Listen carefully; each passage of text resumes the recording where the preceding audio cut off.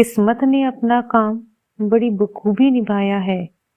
वो तो उनके हौसले की बहादुरी थी कि उनका नाम अब भी जिंदा है। सिकंदर या अलेक्जेंडर द ग्रेट मकदूनिया मेसिडोनिया का ग्रीक प्रशासक था। वह इतिहास में कुशल और यशस्वी सेनापतियों में से एक माना गया है। अपनी मृत्यु तक वह उन सभी भूमि में से लगभग आधी भूमि जीत चुका था जिसकी जानकारी प्राचीन ग्रीक के लोगों को थी, और उसके विजय रथ को रोकने में सबसे मुख्य भूमिका भारत के राजा पुरु और भारत के क्षेत्रीय सरदारों की थी, जिन्होंने सिकंदर की सेना में अपने पराक्रम के दम पर भारत के प्रति खौफ पैदा कर उसके हौसले पस्त कर दिए और उसे भारत से लौटने पर मजबूर कर दिया।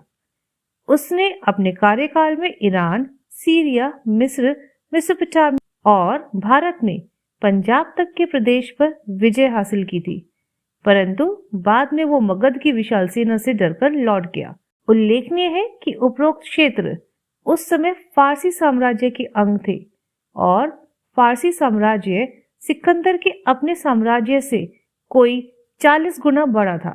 ईसा पूर्व 326 में सिकंदर सिंधु नदी को पार करके तक्षशिला की ओर बढ़ा व भारत पर आक्रमण किया। तब उसने झेलम व चिनाब नदियों के मध्य अवस्थित राज्य के राजा पोरस को चुनौती दी। यद्यपि भारतीयों ने हाथियों, जिन्हें मेसिडोनिया वासियों ने पहले कभी नहीं देखा था, को साथ लेकर युद्ध किया, परंतु भयंकर युद्ध के बाद भारतीय हार गए। सिकंदर ने पोरस को गिरफ्तार कर लिया तथा जैसे उसने अन्य स्थानीय राजाओं को परास्त किया था की भांति उसे अपने क्षेत्र पर राज्य करने की अनुमति दे दी।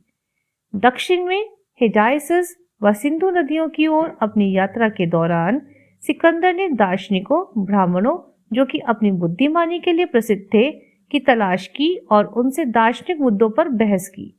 वह अपनी बुद्धिमत्तापूर्ण चतुराई व निर्भय विजेता के रूप में सदियों तक भारत में किंवदंती बना रहा। उग्र भारतीय लड़ाके कबीलों में से एक मालियों के गांव में सिकंदर की सेना एकत्रित हुई। इस हमले में सिकंदर कई बार जख्मी हुआ। जब एक तीर उसके सीने के कवच को पार करते हुए उसकी पसलियों में जा घुसा तब वह बहुत गंभीर रूप से जख्मी हुआ। मेसिडोनियन अधिकारियों ने उसे बड़ी मुश्किल से बचाकर गांव से निकाला। सिकंदर व उसकी सेना जुलाई 325 ईसा पूर्व में सिंधु नदी के मुहाने पर पहुंची तथा घर की ओर जाने के लिए पश्चिम की ओर मुड़ी।